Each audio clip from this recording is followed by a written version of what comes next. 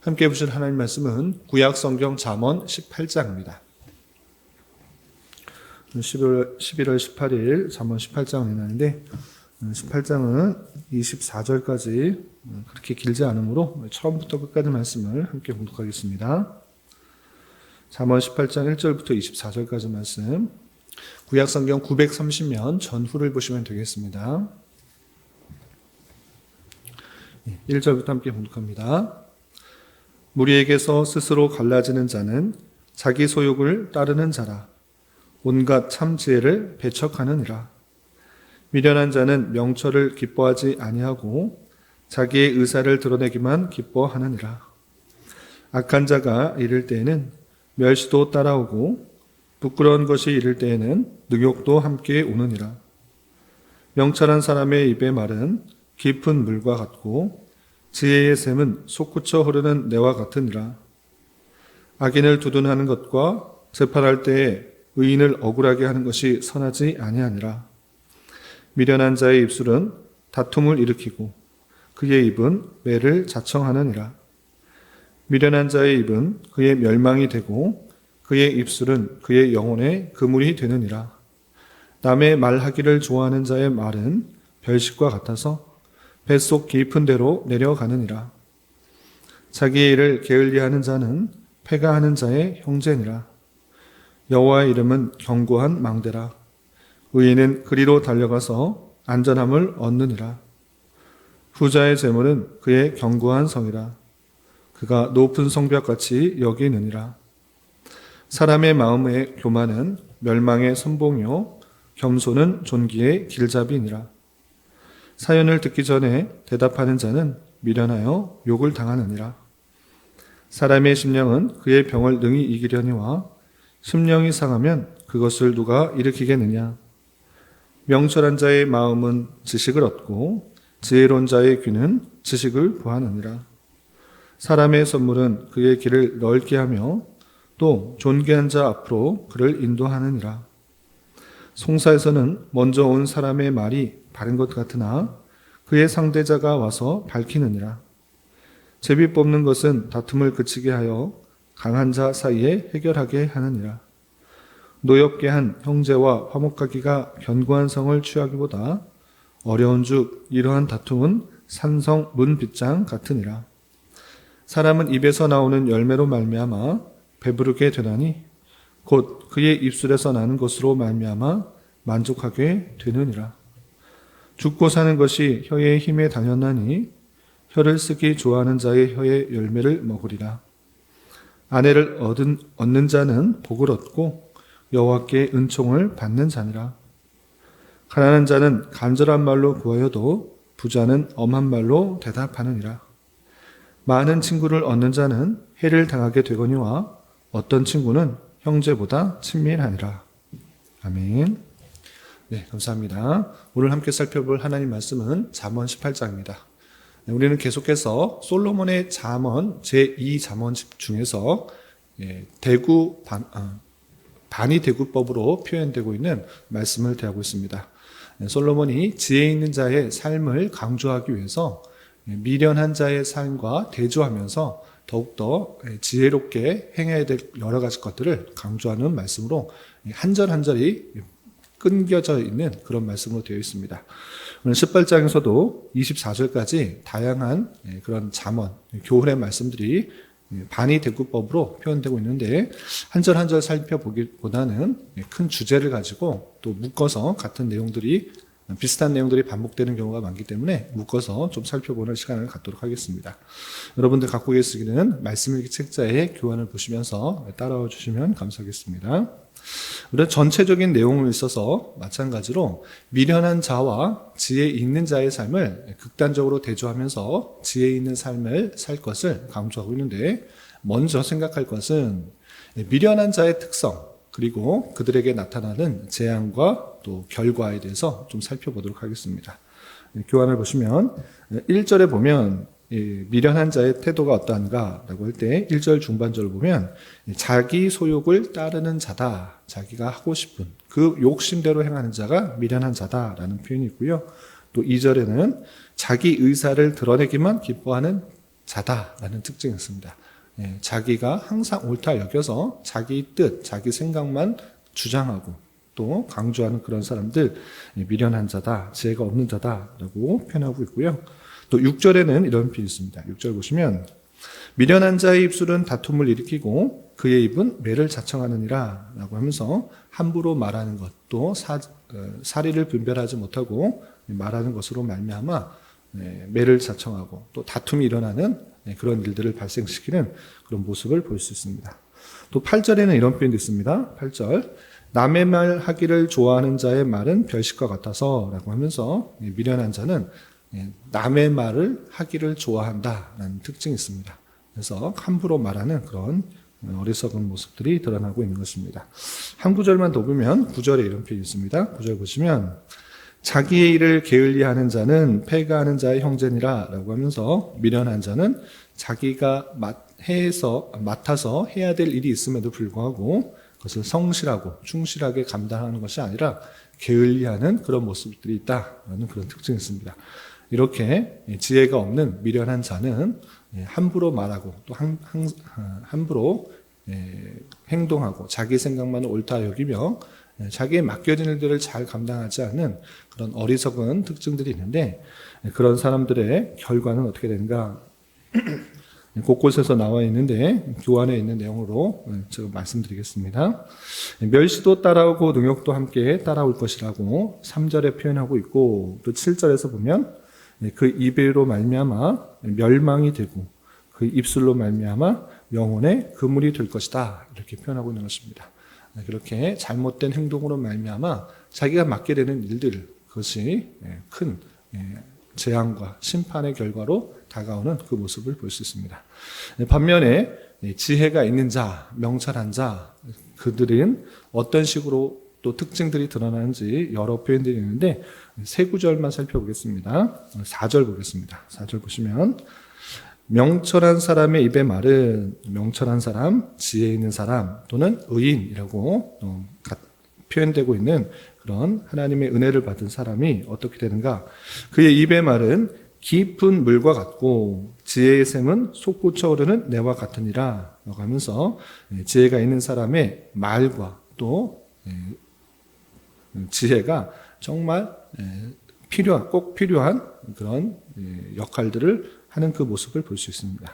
또 15절에는 이런 표현이 있습니다. 15절 보시면 명철한 자의 마음은 지식을 얻고 지혜로운 자의 귀는 지식을 구하느니라 라고 하면서 자신의 생각만 옳다 하면서 자신만을 주장하는 것이 아니라 마음이 더욱더 올바른 지식을 구하기 힘쓰고 또 귀도 참된 지식을 듣기에 힘쓰는 그 모습을 보는 것입니다. 이렇게 자신이 완벽하고 완전하고 옳다라고만 여기는 것이 아니라 마음과 생각을 바로잡아 또 그 참된 지식을 얻기 위해서 더욱더 노력하는 겸손한 모습을 볼 수가 있는 것입니다. 또한 10절에는 이런 표현이 있습니다. 10절 보시면 여호와의 이름은 견고한 만대라 의인은 그리로 달려가서 안전함을 얻느니라 라고 하면서 의인인 지혜를 얻은 자, 그 명철한 자는 자신의 힘과 능력을 의지하는 것이 아니라 자신의 지식과 또 판단만을 의지하는 것이 아니라 여호와를 의지하는데 여호와의 이름의 견고한 망대다라고 생각하면서 더욱더 주께로 나아가 주를 의지하는 그런 특징이 있는 것입니다. 이렇게 참된 의인, 지혜로운 자, 명철을 가지고 있는 자는 자신의 생각, 뜻 이것을 주장하는 것이 아니라 더욱더 주님께 나아가서 주님께 피하고 주님께서 주시는 지식 가운데 또 지혜 가운데 살아가려고 하는 여호와를 의뢰하는 자다라고 할 수 있겠습니다. 이렇게 지혜 있는 자, 특별히 10절 말씀과 같이 여호와를 더욱더 의지하는 자가 마땅히 해야 될 여러 가지 실천적인 교훈들이 잠언 18장에서도 가득 드러나고 있는데 비슷한 주제를 묶어서 좀 살펴보겠습니다.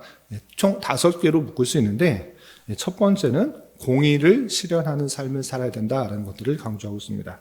어떤 표현들이 있는가? 먼저 5절 보시면 이렇게 되어 있습니다. 5절 보시면 악의를 두둔하는 것과 재판할 때 의인을 억울하게 하는 것이 선하지 아니하다라고 하면서 악인이 있을 때 그를 그냥 함부로 두둔하는 것이 아니라 그것을 선악간에 올바로 재판해야 된다. 그리고 의인을 억울하게 하는 것, 의인이 있는데 그 재판할 때 의인이 그 의를 올바로 드러내며 잘못이 없다는 것을 드러내는 것이 올바른 재판일진데 그 재판을 변기하지 말고 의인을 억울하게 하지 말라라고 하면서 온전한 재판을 통해서 참된 공의를 드러낼 것을 촉구하는 말씀을 살펴볼 수 있습니다.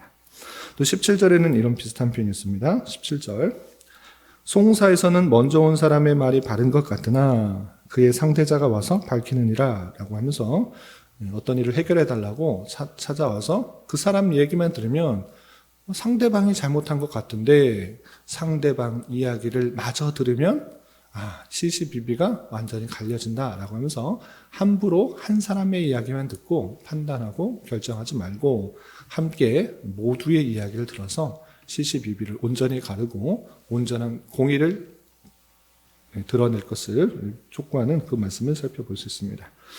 또 18절에 이런 표현이 있습니다. 18절 보시면 제비 뽑는 것은 다툼을 그치게 하여 강한 자 사이에 해결하게 하느니라 라고 하면서 시시비를 가고 진리의 문제가 아니라 어떤 것을 먼저 하느냐 또 나중에 하느냐 누가 하느냐 좇는 그런 관계에 있어서 다툼이 발생할 때 모두 그 제비 뽑는 그 행위를 통해서 다툼을 그치게 할 수 있다라는 것들을 통해서 또 정직하고 또 모든 사람들이 합의에 도달할 수 있는 바른 방법을 잘 구해야 될 것을 촉구하는 것을 볼 수 있습니다. 이렇게 여호와를 의지하는 자, 지혜 있는 자들은 이 여러 가지 어려움과 시시비비를 가릴 때 어떤 중심으로 해야 되는지를 잘 살펴보는데 자기의 판단만을 의지하는 것이 아니라 상대방의 모든 이야기를 잘 듣고 또 의인과 악인의 그 모든 것들을 공의롭게 잘 판단하여서 행동하는 것이 지혜로운 자의 삶이요 여호와를 의지하는 자의 바른 모습이다라고 할 수 있겠습니다. 그리고 두 번째 강조되는 표현들이 있는데요. 두 번째 실천적인 교훈은 바른 경제관념입니다. 어떤 내용들이 있는가 보시면 11절의 내용이 이렇게 되어 있습니다. 11절 보시면 부자의 재물은 그의 견고한 성이라 그가 높은 성벽같이 여기느니라 라고 하면서 부자가 갖고 있는 재물 자체가 자신을 보호해 주는 것 같이 여겨지는 그런 일들이 있는 것입니다. 그러나 그것이 영원하지 않다라는 것들을 함께 생각해 보면서 그 재물이 내 인생의 모든 것을 책임져 주지 않는 것이다라는 것들을 함께 생각해야 될 것을 촉구하고 있는 것을 볼 수 있습니다. 그리고 또 16절에는 이런 표현이 있습니다. 16절 보시면 사람의 선물은 그의 길을 넓게 하며 또 존귀한 자의 앞으로 그를 인도하느니라 라고 표현하고 있습니다. 여기서 사람의 선물하고 있는데 우리가 어제 살펴봤던 17장에서 나오는 뇌물과는 좀 다르게 이해될 것입니다. 그래서 뇌물을 주는 것, 당장에 좋아 보이지만 그것이 사람을 올가매는 일들을 하는 것으로 말씀했기 때문에 여기서 나오는 사람의 선물은 사람이 갖고 있는 좋은 것들을 주는 것, 선한 마음으로 베푸는 것으로 생각하면 될 것입니다. 그렇게 자신의 선을 베푸는 그런 일로 말미암아 그가 앞으로 가는 길에 더욱더 넓고 평안하게 되고 또 존귀한 자 앞으로 그를 인도하게 된다라는 것을 통하여서 자신의 유익과 만족만을 위한 삶이 아니라 자기가 갖고 있는 여러 가지 기회, 좋은 것들을 베푸는 삶이 그 가는 길에 더욱더 평탄하고 또 형통하게 된다는 것들을 밝혀주는 것을 볼 수 있습니다. 이렇게 내가 가진 재물을 나만을 위해서 쓰는 것이 아니라 베풀고 나누는 것이 마땅하다라는 그런 장원의 교훈을 받을 수가 있는 것입니다. 또 비슷한 표현으로 23절에는 이런 표현도 있습니다. 23절 보시면 가난한 자는 간절한 말로 구하여도 부자는 엄한 말로 대답하느니라 라고 하고 있는데 가난한 자는 자기가 너무나 가난하기 때문에 간절한 말로 이렇게 구하고 또 부자는 그것에 대답하는 것에서 엄한 말로 그렇게 대답하지만 실제적으로 그렇게 하는 것이 옳은가라고 할 때 마땅히 그 가난한 사람에게 있어서 그 부자는 그 행해야 할 도리를 져야 된다라고 표현하고 있습니다. 그래서 부자라고 그것이 내가 열심으로 내 수고로 내 노력으로 얻은 것인가 물론 그러한 삶이 있을 수도 있겠지만 그조차도 그 수고에 따른 그 결과도 하나님께서 주신 것이라는 것들을 잊지 말며 내게 주신 그 재물들을 어떻게 사용할 수 있는지를 잘 생각해 보며 필요한 곳에 적절하게 또 사용해야 될 것이고, 또한 함부로 그 가지지 못한 사람들을 업신여거나 엄히 대하며 함부로 대하지 말 것들을 교훈하는 것을 보게 됩니다. 그래서 가진 자로서는 그 가지지 못한 자에 대한 안타까움을 가지고 어떤 방법으로 돕는 것이 좋은지를 생각해 보며 하나님의 인자와 자비와 선을 나를 통하여 베풀 수 있는 기회를 삼도록 교훈하는 말씀을 드릴 수 있습니다. 그리고 세 번째는 대인관계에 있어서의 여러 가지 교훈들에 대해서 표현하고 있는데 세 가지 말씀을 좀 살펴보겠습니다. 먼저 19절입니다. 19절 보시면 노엽게 한 형제와 화목하기가 견고한 성을 취하기보다 어려운즉 이러한 다툼은 산성 문 빗장 같으니라 라고 하면서 형제와 화목하기가 노엽게 하고 서로 싸운 것들이 정말 화목하기가 쉽지 않다라는 것을 통하여서 형제와 다투지 않고 서로 화목할 수 있도록 더욱더 노력하는 그 모습들이 선행되어야 된다라는 것들을 강조하고 있습니다. 자기의 생각과 자기의 뜻만을 또 말하면서 주장하면서 상대방의 입장을 고려하지 않은 그런 언행과 행동은 미련한 것이요, 또 한번 틀어지게 되면 서로 합하기가 정말 쉽지 않으니 그것들을 사전에 그렇게 되지 않도록 더욱더 주의하고 삼가고 조심하여서 화목을 이룰 것을 강조하고 있는 모습을 볼 수 있습니다. 또 22절에는 이런 표현도 있습니다. 22절 아내를 얻은 자는 복을 얻고 여호와께 은총을 받는 자니라 라고 하면서 아내를 얻는 것, 결혼을 하는 것, 그것조차도 하나님의 큰 복을 받은 것인 줄 알아. 그 아내가 있다라는 것을 참으로 복으로 여길 줄 알아야 될 것이고, 또 아직 결혼을 하지 않은 그런 사람들에 있어서는 하나님의 은혜 가운데 이렇게 사람을 얻어서 자신의 부족함과 연약함들을 함께 나누고 함께 주님의 일을 잘 감당할 수 있는 그런 가정을 이룰 수 있도록 꿈꾸는 것, 그것들을 필요하다는 것을 알 수 있습니다. 또 24절에는 이런 표현이 있습니다. 24절 많은 친구를 얻은 자는 해를 당하게 되거니와 어떤 친구는 형제보다 친밀하니라 라고 표현하고 있습니다. 친구를 얻는 것, 많은 친구를 얻는 것, 좋은 것일 수 있습니다. 그러나 어떤 친구들을 많이 사귀는가가 선행되어야 되는 것입니다. 그렇지 않고 친구가 많으면 많을수록 좋다 이런 식으로 생각할 때 그 많은 친구들로 말미암아 여러 가지 어려움을 당할 수 있는 줄 알아. 단순히 친구가 많은 것이 중요한 것이 아니라 한 명의 친구를 사귀더라도 그 수많은 친구가 있는 것보다 훨씬 힘이 되고 위로가 되고 또 여러 가지 도움이 될 수 있는 줄 알아. 정말 형제와 같은 마음을 줄 수 있는 친구를 사귈 것을 교훈하는 것을 볼 수 있습니다. 이렇게 대인관계에 있어서 아무런 도움과 마음을 나눌 수 없는 그런 사람들을 많이 사귀기보다는 정말 힘들 때, 또 어려울 때 도움이 될 수 있는 그런 친구의 관계를 갖는 것이 중요하다는 것들을 교훈하는 말씀을 우리 살펴볼 수 있습니다. 그리고 18장에서도 가장 많이 강조되는 것이 무엇인가라고 할 때 바른 언어 생활입니다. 말하는 것에 대한 강조가 18장뿐만 아니라 잠언서에 많이 등장하고 있는 것을 볼 수 있습니다.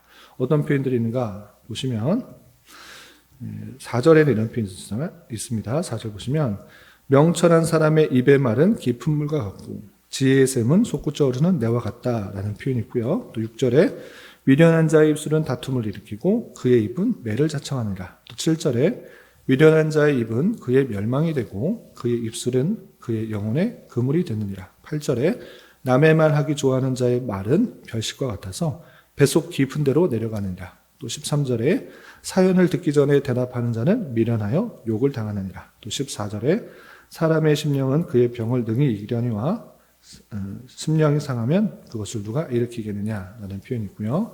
또 20절에 이런 표현이 있습니다. 20절 보시면 사람은 입에서 나오는 열매로 말미암아 배부르게 되나니 곧 그의 입술에서 나는 것으로 말미암아 만족하게 되느니라. 또 21절에 죽고 사는 것이 혀의 힘에 달렸나니 혀를 쓰기 좋아하는 자는 혀의 열매를 먹으리라 라고 하면서 우리가 실제 살아가는 데 있어서 말을 하지 않는 그런 경우가 거의 없는데, 말을 하게 될 때 신중하고 또 필요한 말을 잘 행함으로 말미암아 상대방에게 또 어렵지 않고 힘들지 않게 하는, 상처를 주지 않는 그런 모습을 갖게 되며 또 힘이 되고 위로가 되는 그런 일들을 하게 되는 줄 알아. 말하는 것을 상당히 주의 깊게 행해라 라는 그런 교훈의 말씀들이 많이 담겨 있는 것입니다. 그리고 한 가지만 더 교훈을 드리자면, 마음가짐을 잘 해야 된다라는 말씀이 12절에 이렇게 되어 있습니다. 12절 보시면, 사람의 마음의 교만은 멸망의 선봉이요 겸손은 존귀의 길잡이라. 이런 표현들이 잠언서에 많이 등장하고 있는데, 교만한 마음을 가질 것이 아니라 늘 겸손한 마음으로 주를 의지하는 것, 그것이 의인의 지혜로운 자의 마땅한 삶이다, 마땅한 삶이다 라고 교훈하는 말씀을 살펴볼 수 있습니다.